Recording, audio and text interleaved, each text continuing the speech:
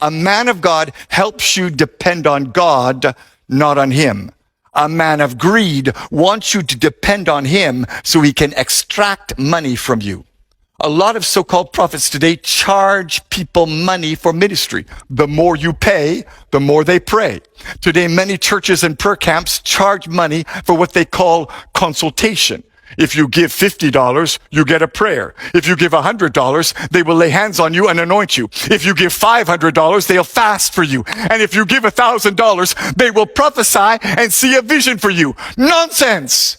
Anybody who charges you for prayer or ministry is in error. Mark my words. A day of judgment is coming on the false prophets and the fake pastors in this land. They tell you, buy this anointing oil, buy this holy water, buy this prayer cloth. Do not be deceived. Jesus never sold any miracle, and neither did the apostles. We have to get back to the place today where we depend on Jesus and Jesus only. The cult of celebrity pastors must end.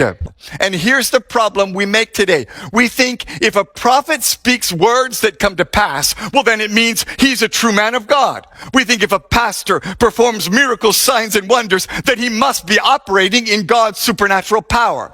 But the fact is, you can speak prophetic words that come to pass and still be a false prophet.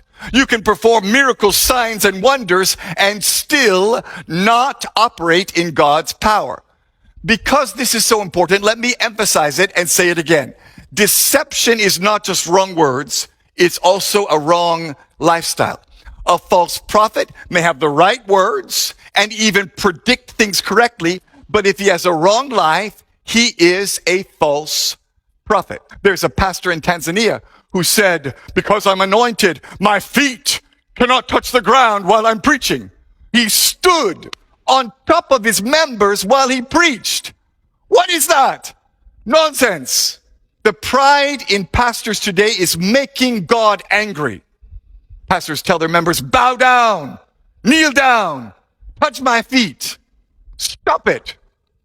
Jesus and only Jesus must be glorified. A few years ago, Pastor Rabalago of the Mount Zion General Assembly in South Africa was spraying Doom, super multi-insect killer, in people's faces to cure their sickness. Pastor Light Monyeki of the Grace Living Hope Ministries commanded his congregants to drink rat poison as a demonstration of the power of faith.